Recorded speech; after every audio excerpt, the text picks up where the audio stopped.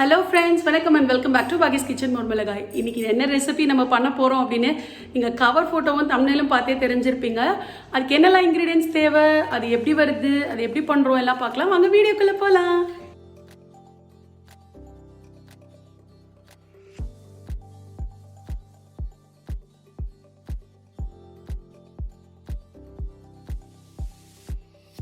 இப்போ சீஸ்லிங் பண்ணுறதுக்கு தேவையான பொருட்கள்: 1 கப் அளவுக்கு மைதா எடுத்து வச்சுருக்கேன், 2 கியூப் சீஸ் எடுத்து வச்சுருக்கேன், 2 கியூப் சீஸு, அப்ராக்சிமேட்டாக ஒரு 50 to 60 கிராம்ஸ் ஆஃப் பட்டர், தேவையான அளவு உப்பு, அப்புறம் இதை வந்து மிக்ஸ் பண்ணுறதுக்கு பால். இப்போது இதை ஃபர்ஸ்ட் வந்து நம்ம டோ ரெடி பண்ணிக்கலாம். இப்போ ஒரு மிக்சிங் பவுலில் ஃபர்ஸ்ட் 1 கப் மைதா எடுத்து வச்சுருக்கேன், அதை ஆட் பண்ணிக்கலாம்.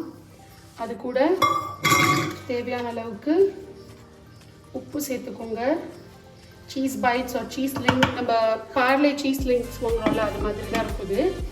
இப்போ இது கூட வந்து சீஸ் ஃபஸ்ட்டு கிரேட் பண்ணிக்க போகிறோம்.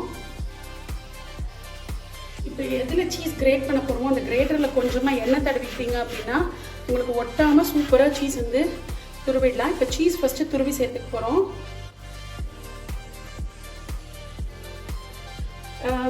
இது வந்து எனக்கும் ஃபர்ஸ்ட் ட்ரை.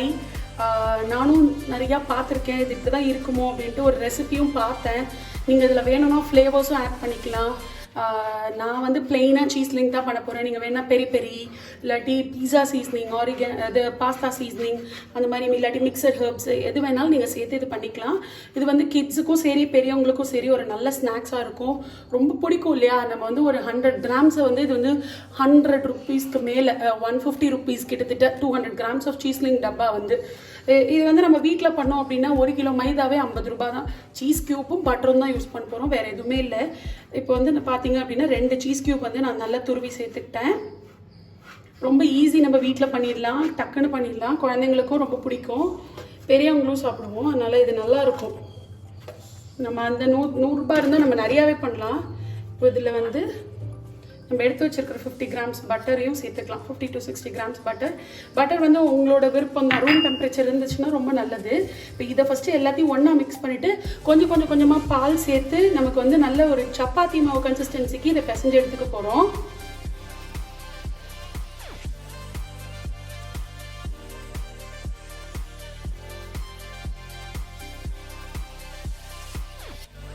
இப்போ கிட்டத்தட்ட வந்து ஒரு 1/2 டம்ளர் அளவுக்கு ஒரு 100 grams of milk, 100 ml milk வந்து எனக்கு தேவைப்பட்டது. அதை விட்டு பசஞ்சிட்டேன். இப்போ ஒரு 5 மினிட்ஸ்க்கு இந்த டோவை நல்லா நீட் பண்ணதுக்கப்புறமா இதை க்ளோஸ் பண்ணி ஒரு 15 மினிட்ஸ்க்கு இந்த டோவுக்கு ரெஸ்டிங் டைம் கொடுக்க போகிறோம். உங்களை எத்தனை பேருக்கு சீஸ்லிங் ரொம்ப பிடிக்கும் அப்படின்னு சொல்லுங்கள். எங்கள் வீட்டில் எல்லாருக்குமே ரொம்ப பிடிக்கும், எஸ்பெஷலி கிட்ஸுக்கு ரொம்ப பிடிக்கும். அதை நம்ம வாங்குறதுல வந்து கண்டிப்பாக ப்ரிசர்வேட்டிவ்லாம் இருக்கும் இல்லையா? சரி, அதை வீட்லேயே ட்ரை பண்ணி பார்த்தா என்ன அப்படின்னு சொல்லிட்டு அதை என்னவா போடும், எப்படி சீஸ் இருக்கும் தெரியும், வேறு என்ன இருக்கும்லாம் தெரியாது. ரொம்ப நாளாக இதோட ரெசிபி நான் தேடிட்டு இருந்தேன். அப்போது வந்து இன்ஸ்டாகிராமில் ஒரு ரெசிபி பார்த்தேன். ஒய் நாட் நம்ம ட்ரை பண்ணுவோம், அதை அப்படியே நம்மளோட ஃப்ரெண்ட்ஸ் கூடயும் ஷேர் பண்ணலாம் அப்படின்னு சொல்லிட்டு இன்றைக்கி வந்து உங்கள் எல்லாருக்கூடையும் இந்த ரெசிபியை ஷேர் பண்ணுறேன். நீங்கள் கண்டிப்பாக ட்ரை பண்ணி பார்த்துட்டு கமெண்ட் செக்ஷனில் சொல்லுங்கள் இந்த சீஸ்லிங் எப்படி வந்திருக்கு அப்படின்னு. இப்போ சப்போஸ் நீங்கள் பெரிய சீசனிங் தான் சேர்க்குறீங்க அப்படின்னா இதை ஃப்ரை பண்ணி எடுத்ததுக்கப்புறம் கூட நீங்கள் பிஸ்கட் மேக் பண்ணிட்டு கூட சேர்த்துக்கலாம்.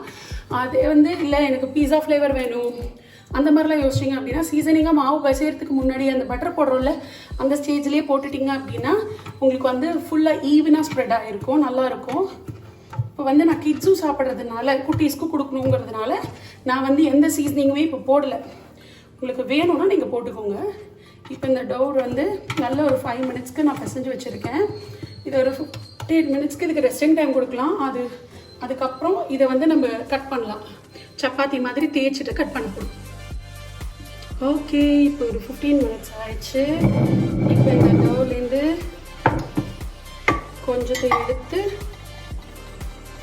நம்ம வந்து மெல்லிசா சப்பாத்திக்கு இடுற மாதிரி இட்டு எடுத்துக்கலாம்.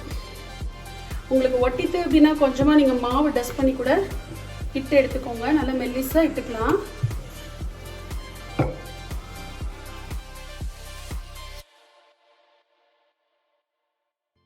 இப்போ இதை வந்து தின்னாக திரட்டியாச்சு. இப்போ ஒரு உங்களுக்கு வந்து கத்தி இருந்ததுன்னா கத்தி இல்லை பீஸா கட்டர் வச்சு இதை ஃபர்ஸ்ட் வந்து நம்ம வந்து ஸ்லைஸ் பண்ணிக்கலாம். ஈவனாக வந்து இந்த டோ வந்து திரட்டிக்கோங்க.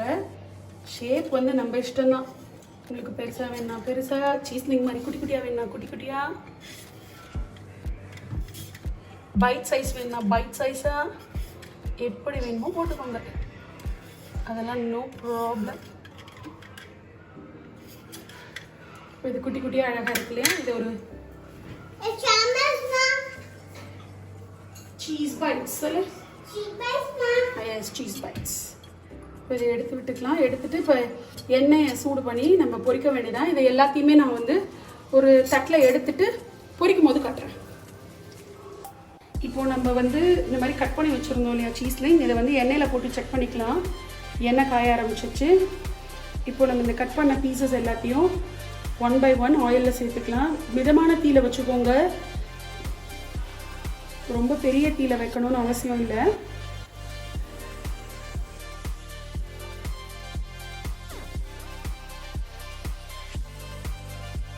நான் வந்து லோ டு மீடியம் ஹீட்லேயே மெயின்டைன் பண்ணுறேன். மீடியமில் வச்சுக்கோங்க, ரொம்ப ஹையில் வச்சா சீக்கிரமாக கலர் சேஞ்ச் ஆகிடும், ரொம்ப ப்ரௌனாகவும் ஆகக்கூடாது. சீஸ்லிங் அந்த வந்து கரெக்டாக அந்த ப்ரௌன் கலரில் இருக்கணும், ஓவர் ப்ரௌனாகவும் ஆகிடக்கூடாது. இது ஒரு 2 to 3 மினிட்ஸில் நல்லாவே இந்த பிஸ்கெட்ஸ் வந்து இதுவாகிடும். சீஸ்லிங் பிஸ்கெட்ஸ் வந்து ரெடி ஆகிடும். ரொம்ப ஈஸி, எந்த ப்ரிசர்வேட்டிவும் சேர்க்காமல் நம்ம வீட்டிலே பண்ணுறதுனால நம்ம கில்ட் ஃப்ரீயாக குழந்தைங்களுக்கு கொடுக்கலாம். பெரியவங்க கொஞ்சம் கான்ஷியஸாக சாப்பிட்டுக்கலாம், குழந்தைங்களுக்கு நிறையா கொடுக்கலாம், நல்லது. ஏன்னா சீஸ்லாம் சேர்த்துருக்கோம், பட் ஆனால் ஆயிலில் ஃப்ரை பண்ணுறோம், அதனால் எப்போவாவது பண்ணி கொடுக்கறது ஒன்றும் பிரச்சனை கிடையாது. இப்போ நல்லா இது வந்து குக் ஆகட்டும். ஒரு 2 to 3 மினிட்ஸில் நல்லா குக் ஆகிடும். அவ்வளோதான், நம்மளோட சீஸ்லிங் பிஸ்கெட்ஸ் ரெடி. இப்போ இதை வந்து ஒரு வடித்தட்டில் டிஷ்யூ போட்டு வச்சுருக்கேன், அதில் போட்டுற போகிறேன்.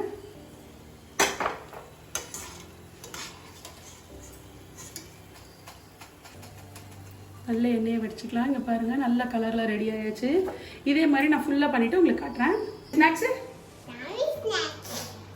என்ன snacks? Do you like it? Yes. Oh. What snacks? Yummy snacks. Cheeselings. Cheeselings. நம்மளோட சீஸ்லிங்ஸ் ரெடி ஆயாச்சு. சவுண்டு கேட்குதா? இதை நல்லா கம்ப்ளீட்டாக ஆற விட்டுக்கோங்க. ஆற விட்டுட்டு ஒரு ஏர்டைட் கண்டெய்னரில் ஸ்டோர் பண்ணிக்கோங்க. ஒரு 2 to 3 days வந்து நீங்கள் இந்த ஷெல்ஃப் லைஃப் வேணால் நம்ம ப்ரிசர்வேட்டிவ் எல்லாம் போடாததுனால இது ரொம்ப நல்லா இருக்கும், யம்மியாக இருக்கும். இப்போ டேஸ்டிங் கொடுத்து குருவும் தாராவும் என்ன சொல்கிறாங்கன்னு பார்க்கலாம். இப்போ பிக்கஸ்ட் அப்ரூவல் வாங்க போகிறோம். இவங்களுக்கு பிடிச்சிச்சா எல்லாருக்குமே பிடிச்சிடும். மேடம் ஒன்று சாப்பிடுங்க. எப்படி இருக்கு? How is it? யார் பண்ணா? Thank you baby. குட்டீஸ் கிட்ட அப்ரூவல் வாங்கிட்டோம். அவங்களுக்கு இது என்னன்னு தெரியாது, ஆனால் டேஸ்ட் பிடிச்சிருக்கு, அப்ரூவ் பண்ணிட்டாங்க. இப்போ குரு அப்ரூவ் பண்ணுறாரான்னு பார்ப்போமா? இது என்னன்னு அவருக்கு தெரியாது, நான் சொல்லலை என்ன பண்ணுறேன்ட்டு. என்னன்னு கண்டுபிடிக்கிறாரான்னு பார்ப்போம். குரு குரு ஹாய். நான் ஒன்று பண்ணியிருக்கேன், அதை சாப்பிட்டு பார்த்துட்டு அது எப்படி இருக்குன்னு கொஞ்சம் சொல்கிறீங்களா? சொல்ல மாட்டேன். அதோட டேஸ்ட் எப்படி இருக்குது, ஏதாவது வெளியில் சாப்பிட்ட ஏதாவது ஒன்று கனெக்ட் பண்ண முடியறதான்னு. சீஸ்லிங்ஸ் பரவாயில்லையே, அப்பா நான் பாஸ் ஆகிட்டேன். கண்டிப்பாக இந்த ரெசிபி நீங்களும் ட்ரை பண்ணி பார்க்கலாம் இல்லையா? செமையா இருக்கு, செம டேஸ்ட். கடையில் வாங்குற மாதிரியே இருக்கா? ஓகே, கொஞ்சம் கடையில் வந்து ரொம்ப லைட்டாக இருக்கு, அது மெஷின் இது வந்து ஹோம்மேட் நல்லா இருக்கானா? டிஃபரன்ஸ் இது, ஆனால் செம டேஸ்ட்டாக இருக்கு. ஓகே, செமையா இருக்கு. அப்போ கண்டிப்பாக ட்ரை பண்ணி பார்க்க நீங்களும் ரெக்கமெண்ட் பண்ணுவீங்க இந்த ரெசிபி. ஓகே, ஹோப் உங்கள் எல்லாருக்கும் இந்த ஹோம்மேட் சீஸ்லிங் ரெசிபி பிடிச்சிருக்கும் அப்படின்னு நம்புகிறேன். ட்ரை பண்ணி பார்த்துட்டு எப்படி வந்ததுன்னு கமெண்ட் செக்ஷனில் சொல்லுங்கள். நீங்கள் அந்த ரெசிபியை ட்ரை பண்ணதை ஃபோட்டோவாக எடுத்து நம்ம இன்ஸ்டாகிராம்லேயும் நம்ம கூட ஷேர் பண்ணலாம். அதை பார்க்குறச்சே எங்களுக்கு ரொம்ப ஹாப்பியாக இருக்கும். இன்ஸ்டாகிராம் ஹேண்டிலோட ஐடி கீழே டிஸ்கிரிப்ஷன் பாக்ஸில் கொடுக்குறேன், மறக்காமல் செக் பண்ணிக்கோங்க. அடுத்தது இன்னொரு இன்ட்ரெஸ்டிங்கான வீடியோவில் உங்களை சந்திக்கிற வரைக்கும் டாடா பை பை. இது பாகிஸ் கிச்சன் மோர்மிளகாய், ஸ்ட்ரிக்ட்லி வெஜிடேரியன்.